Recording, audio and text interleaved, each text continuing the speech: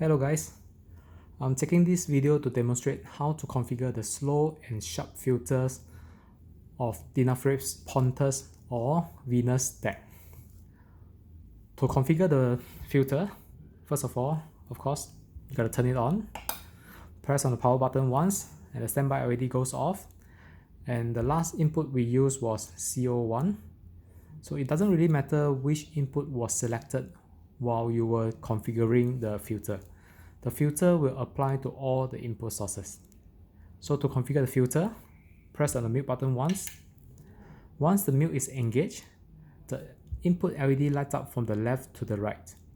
So it is essentially muting the output and allow us to configure the filter or other setting that is available in this deck. So to configure the filter, press on the mute button. As you press the mute button, you'll notice that there are a couple of LED lights up. The important one is the optical input, the optical LED. When the optical LED is on, we are configuring the deck to slow filter. When the optical LED is off, we are configuring the deck in sharp filter. So for example, I would like to use slow filter. I leave the optical LED on. After a couple of seconds, the deck will be back to normal operational mode. As it goes back to a normal operation mode, the slow filter will be memorized in the FPGA. So the next time you use the deck, or you turn off the deck, or you power off the deck and you turn it on again, the memory will stay in the FPGA memory and the slow filter will be used, or the last filter that you configured will be used. So the deck back into normal operational mode, and at this point in time, if you forget what you have configured, you can go into mute button, the configuration mode again, by pressing the mute button. Once the mute is engaged, the LED blinks, and press on the mute button to check the setting. Press on it once. Now, optical input LED is on.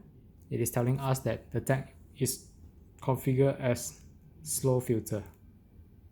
After a couple of seconds, it backs to normal operational mode again. So to demonstrate, the memory will be stored in the FPGA. I'll turn it off by pressing the standby button and turn it on again. And I'll check the filter that is configured in this deck by pressing the mute button and press the mute button again. Now we see that optical LED is on. It is in slow filter. Same goes to now it is on the way back to operational mode. So I gotta wait for a while before I configure this again. The next thing I will do is to configure the sharp filter and put it in standby and demonstrate that the sharp filter setting will be stored in the deck. So press on the mute button, press on the mute button, leave the optical LED off to configure the deck in sharp filter. Wait for a couple of seconds, the deck will be back to a normal operational mode.